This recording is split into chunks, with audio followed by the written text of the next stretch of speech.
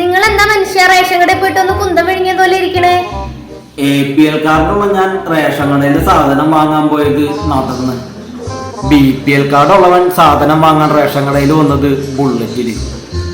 കാലം പോയൊരു പോക്കേ.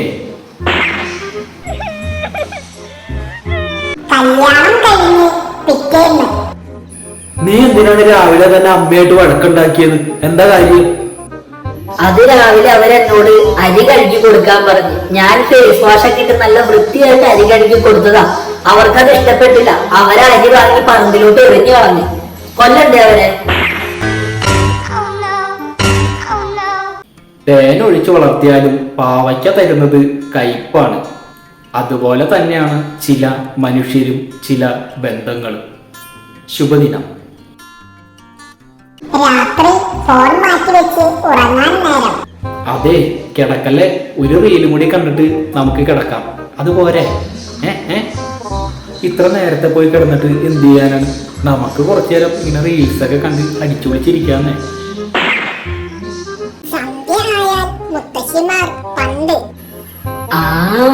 സന്ധ്യയായി, വേഗം നാമം ജപിച്ചു വന്ന മുത്തശ്ശി കഥ പറഞ്ഞു തരാം. സന്ധ്യയായാൽ മുത്തശ്ശിമാർ ഇപ്പോൾ. സന്ധ്യയായി മോളെ, ആ TV അങ്ങ് ഓണാക്കിക്കേ. മുത്തശ്ശിക്ക് സീരിയല് കാണാൻ നേരമായി. കുറച്ചു വർഷങ്ങൾക്ക് മുൻപ് ചങ്കത്തി ആരെ വിവാഹം ചെയ്യുമെന്ന് ചോദിച്ചപ്പോൾ കൂലിപ്പണിക്കാരാണെങ്കിൽ അവര് നമ്മളെ പൊന്നുപോലെ നോക്കും. ചെറിയ വീടാണെങ്കിലും നമുക്കവിടെ സന്തോഷം മാത്രം മതിയല്ലോ. എന്നാൽ വർഷങ്ങൾക്ക് ശേഷം ചേട്ടന് ഗവൺമെന്റ് ജോലി ആയതുകൊണ്ട് ജീവിതം അങ്ങനെ സുഖമായിട്ട് പോണു. ഒരു കഷ്ടപ്പാടും ഇല്ല, ദുരിതങ്ങളും ഇല്ല. കാമുകിയുടെ ചുറ്റിക്കളികൾ കാമുകൻ കൈയോടെ പിടിച്ചപ്പോൾ എന്റെ പ്രൈവസിയിൽ കൈ കടത്താൻ നിനക്ക് ആരാ അനുവാദം തന്നത്? നീ ഒരു ടോക്സിക് കാമുകനാണ്. നമുക്ക് പിരിയാം. ഞാൻ നിന്നെ ഡിവോഴ്സ് ചെയ്തിരിക്കുന്നു. പണമാണ് എല്ലാം എന്ന് പറയുന്നില്ല, പക്ഷേ എല്ലാത്തിനും പണം വേണം.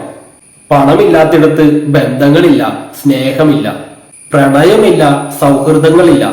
എന്തിന് ആരോഗ്യം പോലും ചിലപ്പോ ഉണ്ടായെന്ന് വരില്ല. ശുഭദിനം.